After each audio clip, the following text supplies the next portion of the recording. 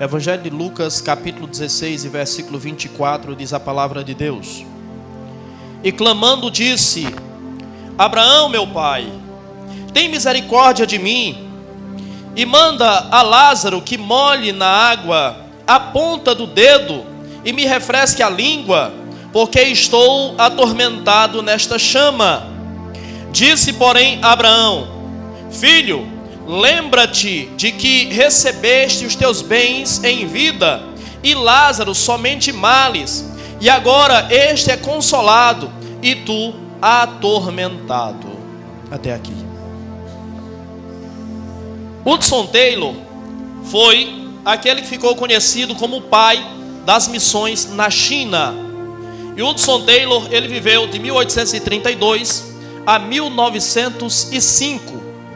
E ele, quando ainda era jovem e ainda era um estudante, era um homem extremamente pobre, era um homem que passava por muitas dificuldades. E estudando no seminário, certa vez ele recebeu um chamado de um homem para ir à sua casa, para que ele pudesse orar pela sua esposa, que estava de fato muito mal de saúde. E Hudson Taylor então se dirigiu à casa desse homem, mas antes de chegar à casa do homem, ele ficou sabendo que aquele pessoal, aquela família, tinha chamado um sacerdote de uma outra religião para que pudesse ir orar pelaquela mulher ou por aquela mulher. Porém, aquele homem não aceitou o convite, porque aquela família não tinha condições de lhe pagar adiantado para que ele pudesse ir orar por aquela mulher. E Hudson Taylor era um homem realmente muito pobre, não tinha absolutamente nada.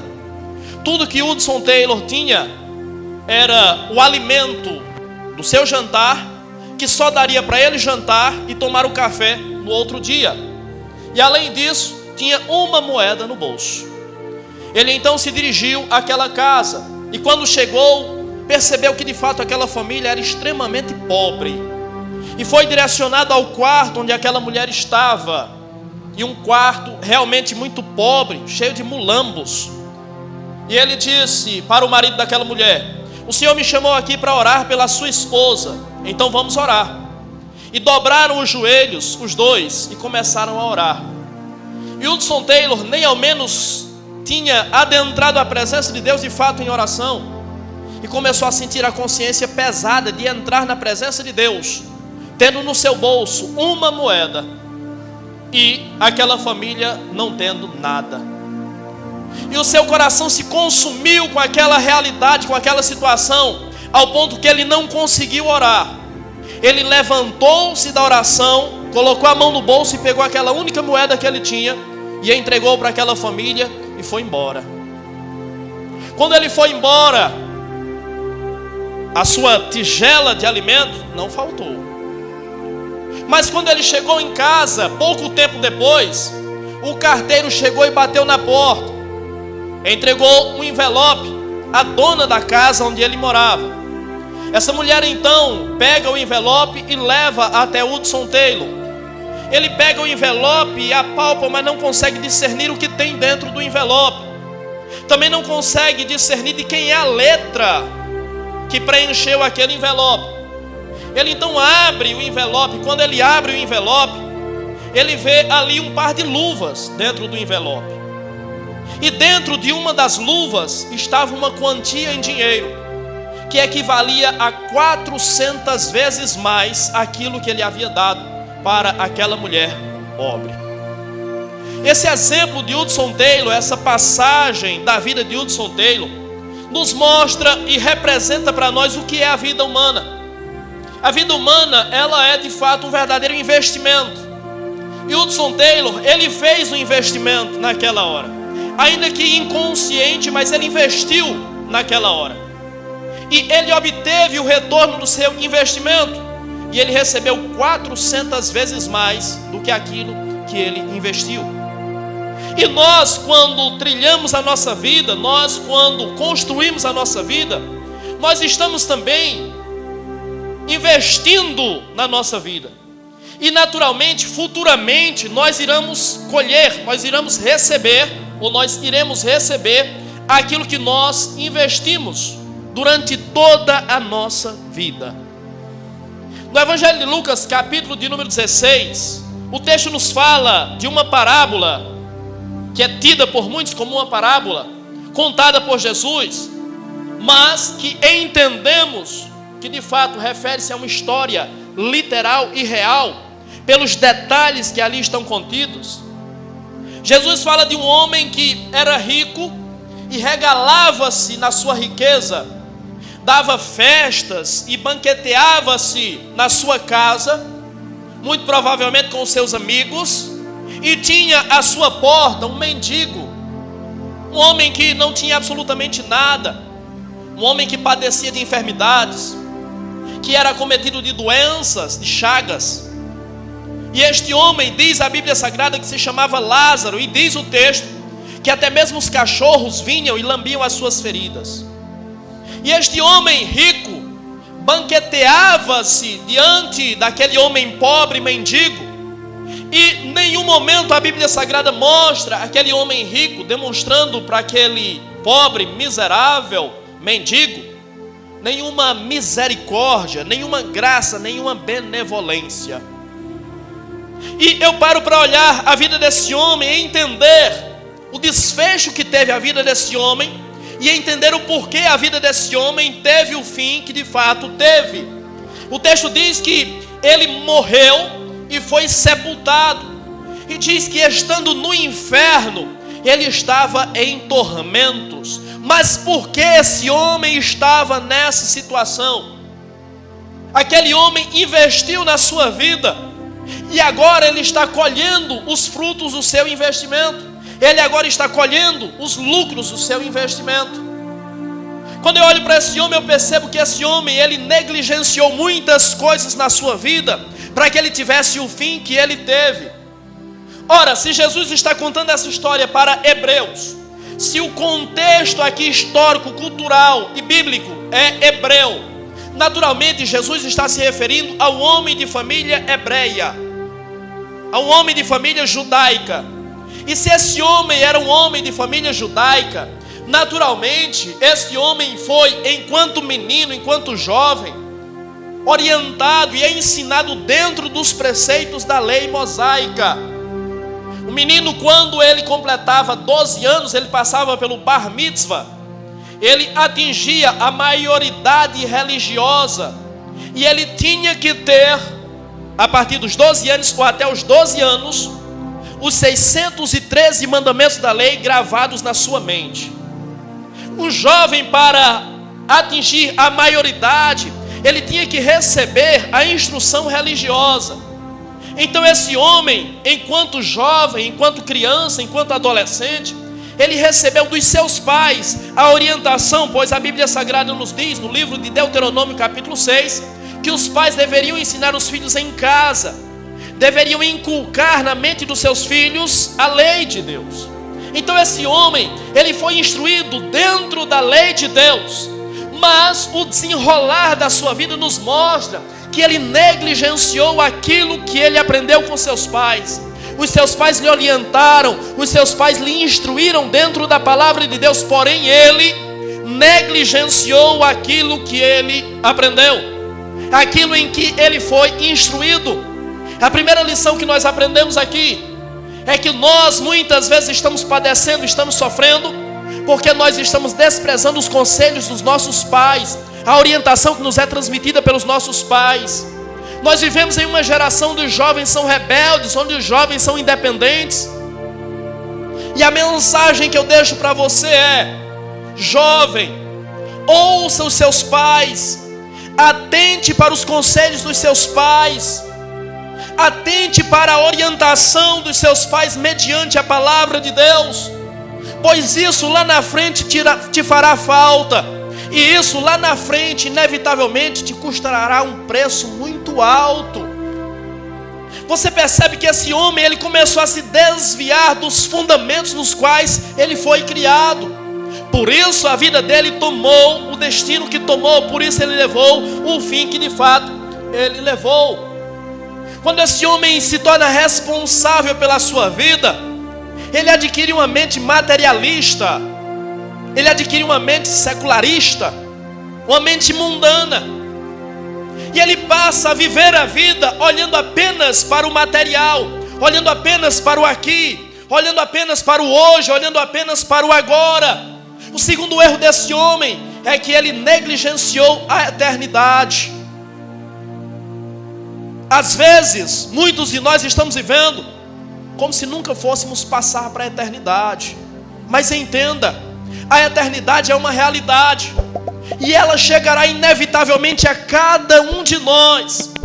Daqui a pouco nós vamos tombar, e quando nós tombarmos, nós vamos adentrar a eternidade. Então viva hoje sim a realidade terrena. Viva hoje sim aquilo que tem que ser vivido na terra. Lute, trabalhe, estude, enfim, isso faz parte da vida, mas não negligencie a vida eterna. Você, quer queira ou não, irá participar da vida eterna, com Deus ou sem Deus.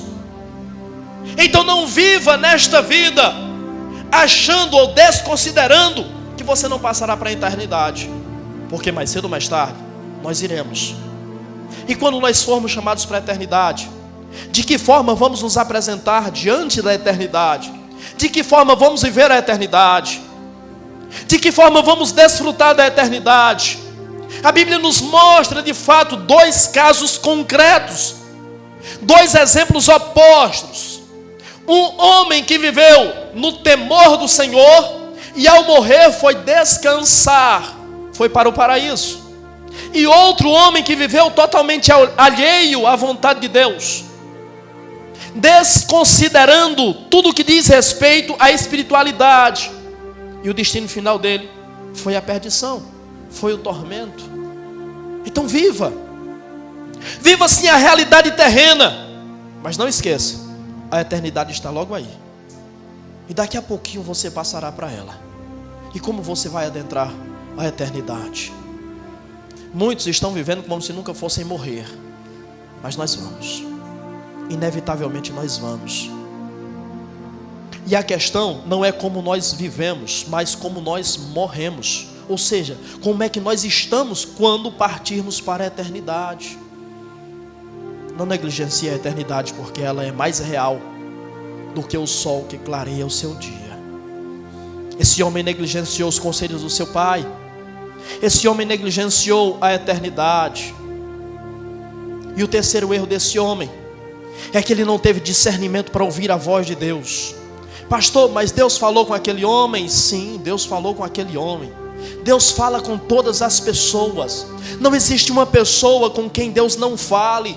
Não existe uma pessoa a quem Deus não tente despertar. Como é que Deus falou com esse homem? Deus falou com esse homem através da vida de Lázaro. E eu nem ao menos estou dizendo que Lázaro pregou para aquele homem, pois a Bíblia Sagrada não diz. Mas o exemplo, a vida de Lázaro foi a pregação que aquele homem necessitava.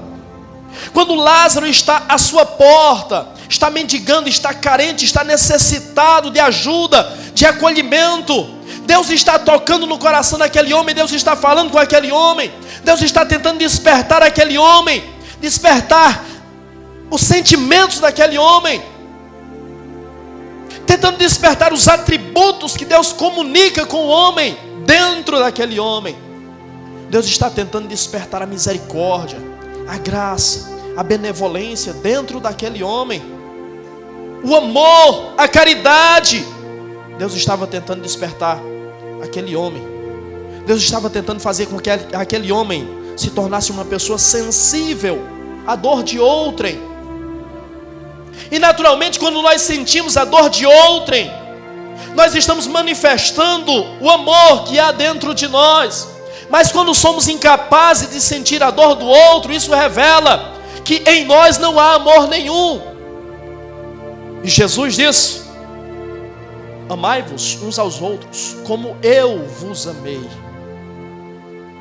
Então, o que de fato fica claro neste homem é que ele não tinha amor, empatia, nem sensibilidade com a dor alheia. Mas Deus estava usando Lázaro como instrumento para falar com aquele homem. De forma direta ou indireta, Deus estava falando com aquele homem. E eu não tenho dúvida nenhuma que Deus está falando com você também. Eu não tenho dúvida nenhuma que a palavra de Deus está sendo direcionada ao seu coração. E que Deus está tentando te despertar para algo que talvez está adormecido na tua mente e no teu coração.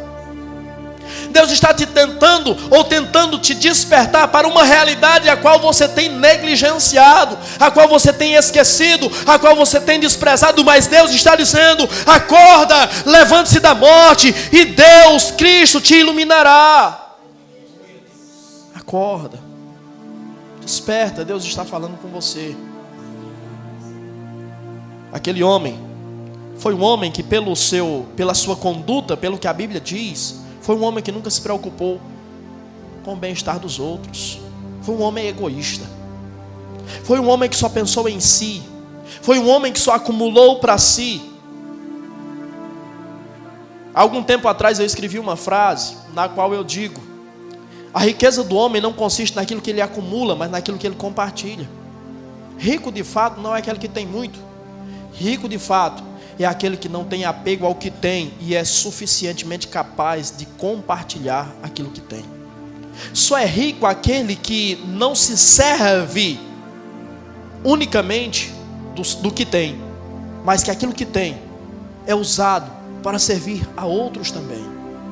A realidade desse homem é que ele é um homem egoísta. Ele não se preocupava com o bem-estar dos outros. Pelo que o texto diz, Lázaro estava constantemente à porta dele. Em nenhum momento ele teve a sensibilidade de convidar Lázaro para entrar. Ou ainda que não quisesse convidá-lo para entrar, era um mendigo, talvez cheirasse mal. Talvez as suas feridas cheirassem mal. Talvez, e com certeza ele não tinha roupas adequadas para adentrar a casa de um homem rico daqueles.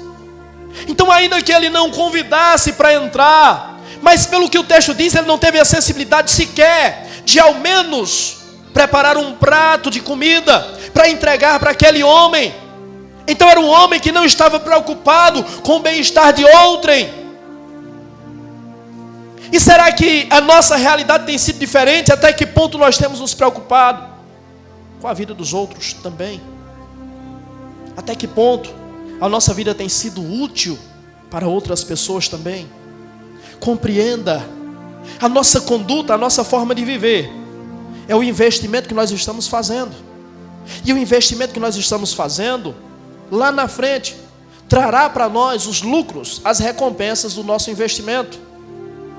Então observe a sua vida, observe os investimentos que você está fazendo, e desde agora vislumbre aquilo que você colherá do investimento que você está fazendo. Como é que você se enxerga lá na frente? Talvez você se enxergue uma pessoa bem resolvida, bem sucedida, talvez um empresário, talvez um médico, talvez um engenheiro, advogado. Talvez nós nos enxergamos de várias formas, mas observe, geralmente nós nos enxergamos no topo. Nós nunca pensamos que lá na frente nós vamos estar pior do que o que nós estamos hoje. Nós sempre imaginamos, idealizamos que vamos estar melhores. Mas compreenda, o seu sonho não é a sua realidade. O que você pensa não é a sua realidade. E não é o que você sonha, o que você pensa que determinará, de fato, aquilo que você será. Mas são as suas atitudes. É a sua plantação que determinará quem de fato você vai ser. Se os seus sonhos estiverem alinhados com as suas atitudes, vai dar certo. Se os seus sonhos não estiverem alinhados com as suas atitudes, pode esquecer. Você nunca será o que você pensou, o que você idealizou. Então compreenda, a nossa vida inevitavelmente trará para nós o resultado daquilo que nós plantamos. E este homem agora está colhendo, de fato, aquilo que ele plantou. A vida humana, ela é edificada a partir dos relacionamentos. E toda pessoa que é egoísta, soberba e prepotente, ela estará fadada ao fracasso.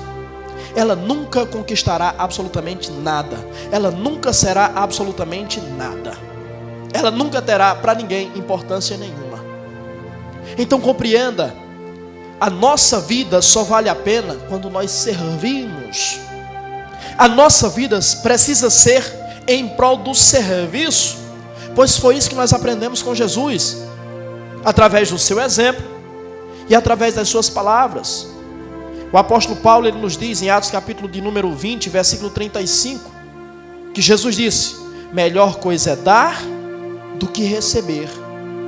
Então, mais bem-aventurado é aquele que compartilha do que aquele que recebe. Então a nossa vida só vale a pena, a nossa vida só ganha importância quando ela é utilizada de fato para abençoar, para ajudar, para acolher, para compartilhar. Do contrário, a nossa vida de fato não tem importância e não vale a pena de forma nenhuma. Como você trata os outros? Como você estabelece os seus relacionamentos com os outros?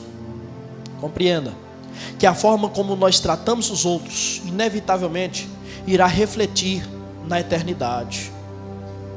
O que é que o texto diz? O texto diz que esse homem que desprezou Lázaro a vida inteira, agora está em tormentos. E estando em tormentos, ele olha e vê Abraão e diz: pai Abraão, manda que Lázaro molhe a ponta do seu dedo e venha refrescar a minha língua, porque o lugar em que eu estou é muito quente. E Abraão diz: não, lembra-te que na terra você teve tudo o que você queria, você desfrutou de todos os prazeres, mas Lázaro só teve tormentos. Agora ele está em consolo e você é atormentado. Então a forma com que você trata os outros irá refletir na sua eternidade. Observe como Jesus tratou aqueles que com ele conviveram. Observe como os apóstolos de Jesus trataram aqueles que com eles conviveram. Como você tem marcado vidas a partir dos seus relacionamentos? De que forma você tem marcado as vidas das pessoas com quem você convive? De forma positiva ou de forma negativa? Observe Jesus. Jesus marcou não apenas a geração dele, as pessoas com quem ele conviveu, mas Jesus tem marcado pessoas ao longo da história. Jesus marcou pessoas com quem ele nunca conviveu fisicamente. Jesus marcou pessoas que nunca o viram. Jesus marcou pessoas que apenas creem que ele existiu pela fé. Essas pessoas somos nós. Essas pessoas são os nossos irmãos espalhados pelo mundo. Essas pessoas são os cristãos ao longo da história. Jesus marcou a vida de cada um deles. Os apóstolos de Jesus marcaram a vida de cada uma dessas pessoas. E você? E você, de que forma tem marcado a vida das pessoas? Forma positiva ou forma negativa? De que forma as pessoas te enxergam? De que forma as pessoas te consideram? Que importância, de fato, você tem na vida das pessoas? E o contrário também é verdadeiro. Talvez você trate pessoas dessa forma, da mesma forma que o rico tratava Lázaro, mas talvez seja você que é tratado dessa forma. E se é você que é tratado dessa forma, saiba, um dia você será consolado, um dia você será acolhido, um dia você será abraçado. E os outros serão atormentados. Mas se é você que despreza, se é você que negligencia, se é você que abandona, então entenda, um dia aquele que você abandona, aquele que você despreza, aquele que você não acolhe, será abraçado e acolhido, e você colherá o resultado do investimento que você fez aqui na terra. Quando você partir, de fato você vai cair no esquecimento ou vai continuar vivendo na vida de pessoas? Vai continuar inspirando pessoas? Jesus morreu há quase 2000 anos e continua inspirando pessoas. Os apóstolos morreram há quase 2000 anos e continuam inspirando pessoas. E você? Quando morrer, você vai cair no esquecimento ou você vai continuar inspirando pessoas? Que falta as pessoas sentirão de você quando você partir? De que forma, eu insisto, você tem marcado as vidas? Essa palavra talvez para você seja um pouco sem sentido, mas se você entendesse o poder do relacionamento, você compreenderia a profundidade dessa palavra e a importância dela para você. Se você compreendesse o poder que tem uma palavra que você direciona a uma pessoa, você entenderia o poder que essa palavra tem. Se você compreendesse a importância que tem a atitude que você tem com as outras pessoas, você compreenderia o poder que essa palavra tem. Uma palavra, uma atitude, tem o poder de levantar, de restaurar, de dar vida. Mas uma palavra e uma atitude tem também o poder de destruir uma vida, de acabar uma amizade, de destruir a consideração, de destruir o respeito. Uma atitude, uma palavra. Então, preciso repetir para você: quando você morrer, você vai cair no esquecimento ou você vai continuar inspirando vidas? Eu citei para você no começo da mensagem Hudson Taylor. Hudson Taylor morreu. Fazem mais de 100 anos que Hudson Taylor morreu e continua sendo referência, continua inspirando vidas. Mas há muitos de nós que, se morrermos hoje, amanhã ninguém está lembrando mais. Eu quero que você viva de uma forma que, se você morrer hoje, daqui a 100 anos as suas histórias estejam sendo contadas. A importância que você teve, como você marcou a sua época, como você marcou a geração em que você viveu, como você marcou a igreja que você congregou. Será que você consegue compreender isso? Quando você morrer, você cai no esquecimento ou você continua inspirando vidas? Meu temor é que de fato eu caia no esquecimento. Então eu quero ser importante. E eu sei que a única forma de eu ser importante é marcando vidas. Há um filósofo chamado Mário Sérgio Cortella, e ele diz que já escolheu o epitáfio para o seu túmulo. E o epitáfio para seu túmulo é a frase: eu não estou aqui. Ué, mas como não está ali? Você só vai compreender a profundidade dessa frase quando você entender que você, eu, nós não nos resumimos a um aglomerado de células. Quando nós entendermos que o nosso corpo vai tombar e sim, ele estará ali, mas a nossa importância, o nosso legado, a nossa história continuará vivendo no coração de pessoas. Você tem vivido de fato para marcar vidas? Se você tem vivido para marcar vidas, você é importante. Do contrário, você não tem importância nenhuma. E se hoje você tombar, amanhã ninguém lembra mais de você. Aliás, há muitos de nós que, se hoje tombarmos, ainda no nosso velório, alguns dirão e outros apenas pensarão: já foi tarde, deveria ter ido há mais tempo. Não vai fazer falta nenhuma. Talvez você nunca presenciou a morte de alguém ou esteve no funeral de alguém que você falou isso, mas eu tenho absoluta certeza que há muitas pessoas que já partiram para a eternidade, você pensou e falou: essa pessoa não vai fazer falta nenhuma. E eu não vou ser hipócrita aqui. Existem pessoas que partiram que eu já disse: não vai fazer falta nenhuma. Mas pessoas que estão em destaque, eu já pensei e já falei: não farão falta nenhuma.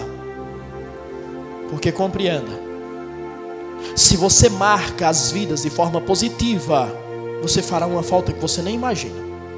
Mas se você marcar as vidas de forma negativa, você inevitavelmente, muito rapidamente, cairá no esquecimento. Como você quer ser lembrado?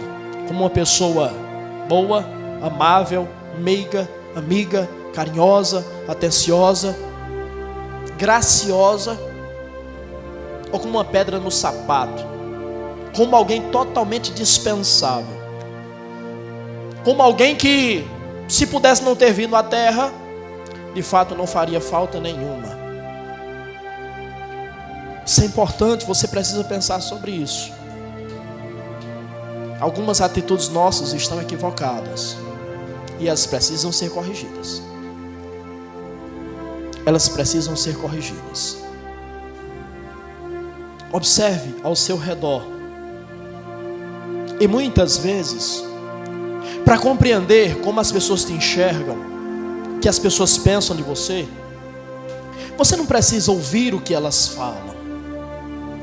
O prazer que as pessoas têm em estar com você, ou o desprazer, por si só já dizem.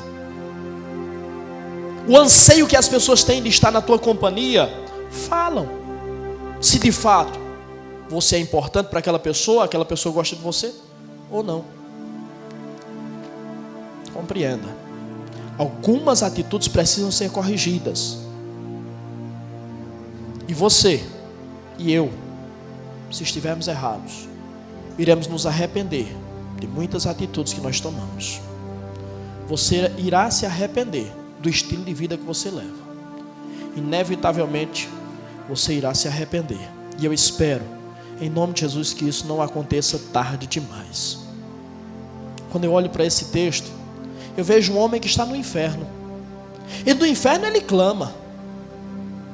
Clamou tarde demais. Então clame antes que seja tarde demais. Aquele homem está arrependido. Se naquela hora ele tivesse a possibilidade de arrepender-se de fato, e aquele arrependimento gerasse salvação, aquele homem naquela hora, eu garanto para você, ia para o céu. Porque aquele homem estava arrependido. Mas ele não estava arrependido dos seus atos.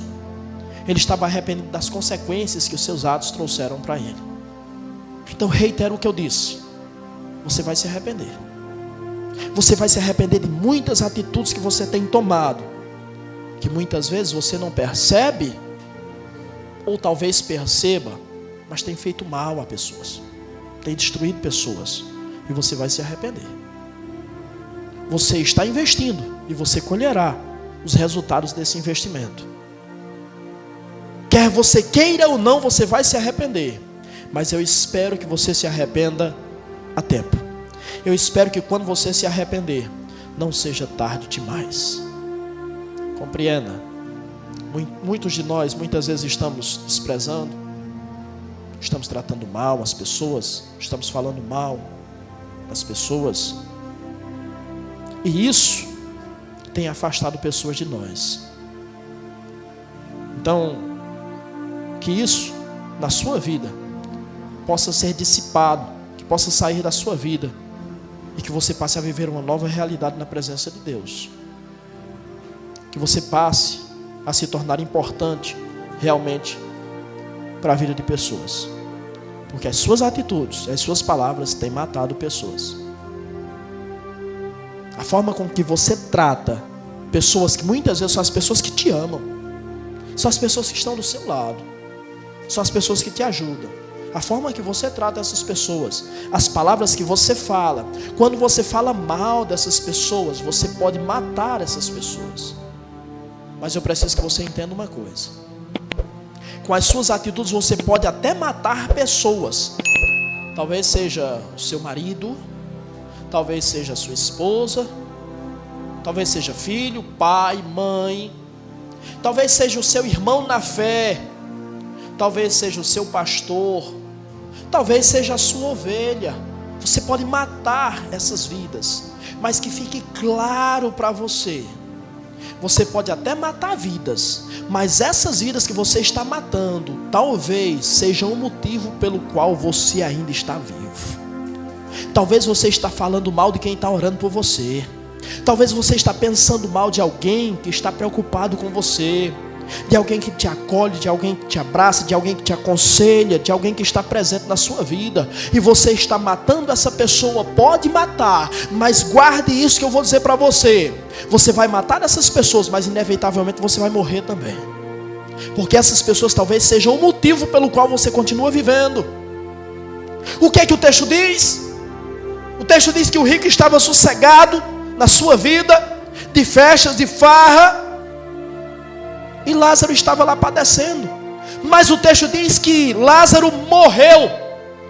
E na sequência do relato bíblico que Lázaro morreu, a Bíblia Sagrada diz que o homem morreu também.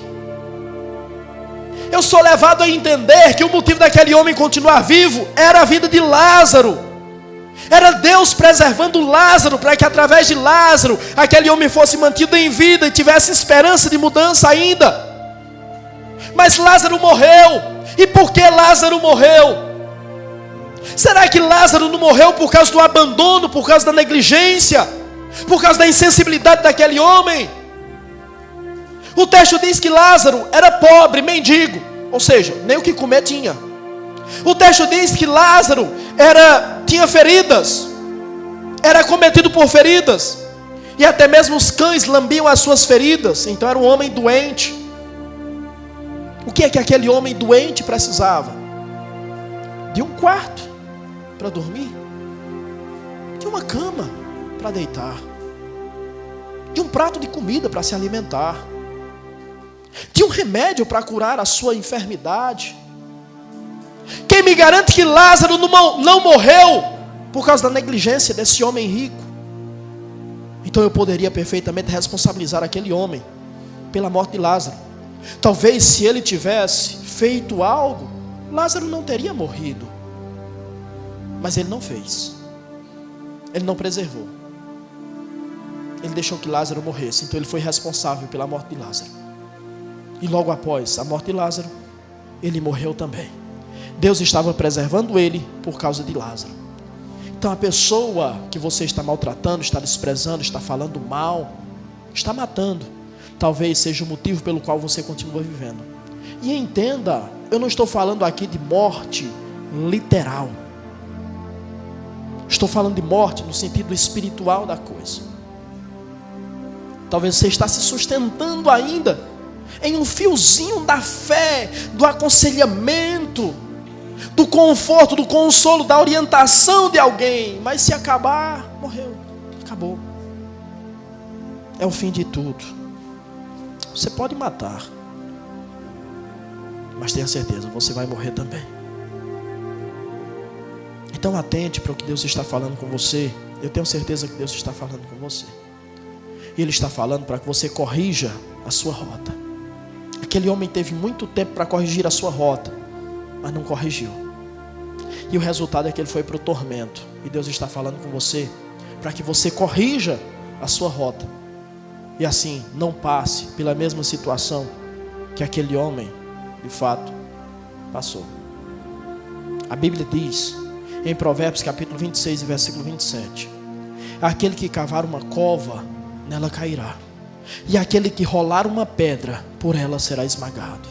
Você pode matar, mas compreenda, você morrerá também. O texto diz que aquele homem pede: pai Abraão, manda Lázaro molhar a ponta do dedo e refrescar a minha língua. O que é isso diante das chamas que aquele homem está? Isso não é nada. O que representa isso? Absolutamente nada.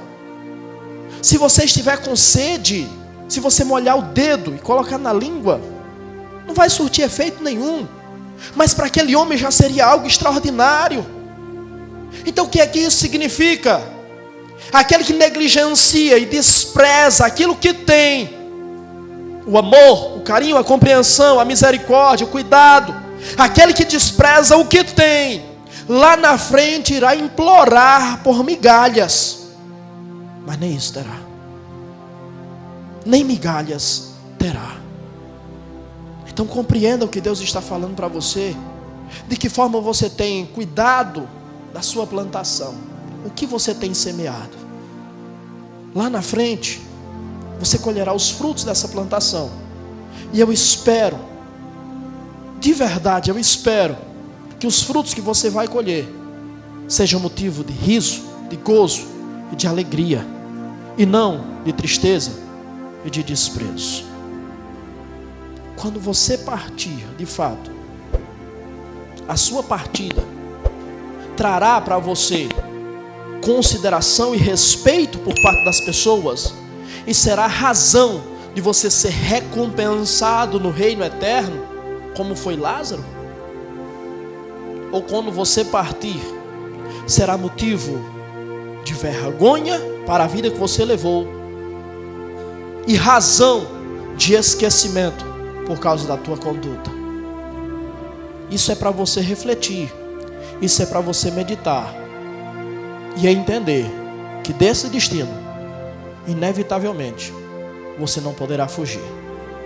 Então está nas suas mãos o direito e a capacidade de escolher. Que você escolha certo, que você escolha bem e que desfrute das mais ricas bênçãos que Deus tem reservado para aqueles que o amam, em nome do Senhor Jesus Cristo.